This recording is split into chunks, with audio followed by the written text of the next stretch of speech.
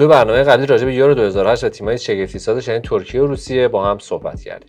الان می‌خوایم 8 سال بیایم جلوتر و رقابت‌های یورو 2016 و دو تیمی که فراتر از حد تصور ظاهر شدن و عملکرد خیلی خوب و قابل توجهی داشتن. با ما همراه باشید.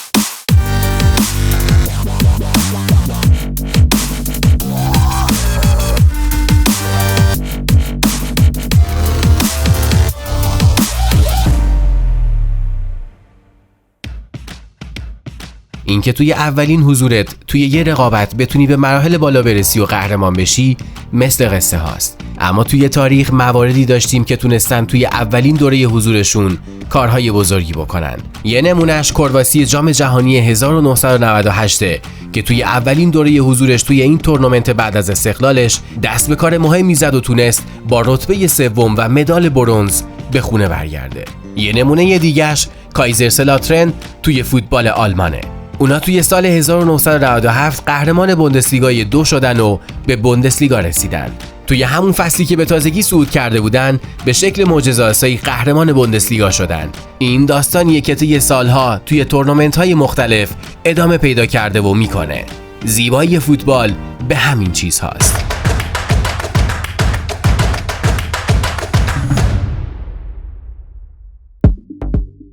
خب قبل از اینکه بریم سراغ رقابت‌های جام ملت‌های سال 2016 و دو تیم شگفتی سازش، یادتون نره که ما رو سابسکرایب کنید، زنگوله رو هم بزنید که سایر ویدیوهای طرفداری رو مشاهده کنید.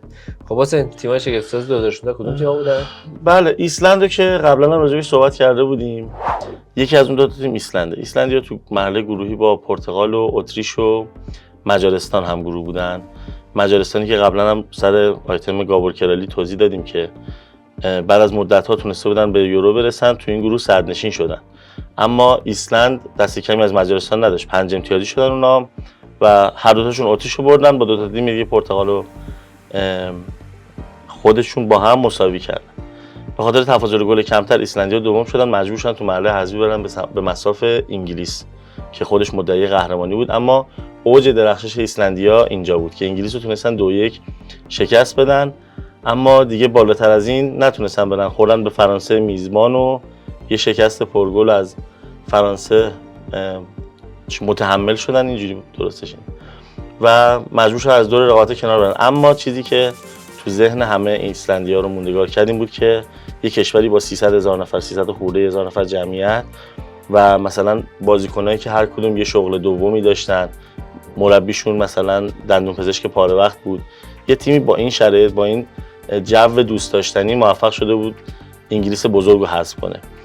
تیم بعدی که میخوام راجع به این مربیشون یه مصاحبه کرد با گاردین، گفته بودش که همونطور که تو انگلیس بازیکنای سال 1966 رو به عنوان یه اسطوره میشناسن و میپرستن، این نسل ایسلند هم توی کشور خودمون این حالت داره. خب غیر از ایسلند یه تیم دیگه هم بود که عملکردش خیلی خوب بود. بله، ولزیا تیم کوچیکی دیگه‌ای بودن که تونسته بودن برای اولین بار وارد بازی یورو بشن. اون تو گروهشون با روسیه و اسلواکی و انگلیس هم گروه بودن. جالبه که انگلیس با هر دو تا تیم شگفتی ساز بازی کرد.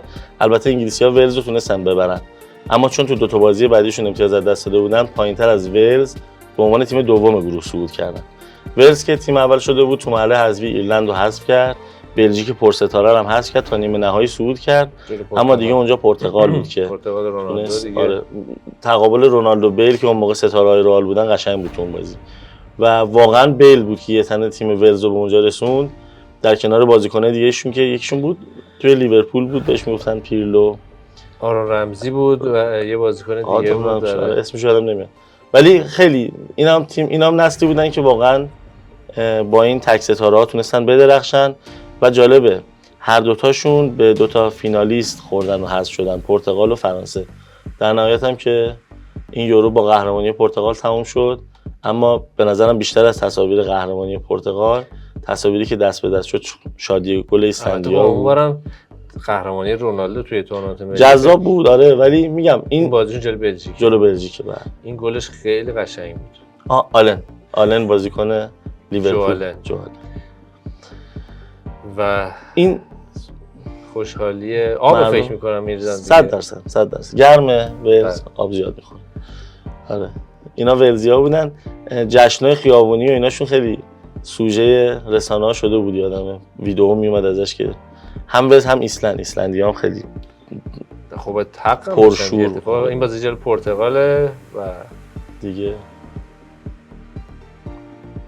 جایی که رونالدو بیل رو مغلوب میکنه. رونالدو رفت بود برای قهرمانی و بعد این بازی قهرمان شدن. حسین مرسی از شما که با ما همراه بودین. سال 2016 جام ملت‌های اروپا و تیم‌های شگفت‌سازش رو با هم صحبت کردیم. به پایان یکی دیگه برنامه‌های 30 اتفاق مهم ادوار مختلف یورو رسیدیم.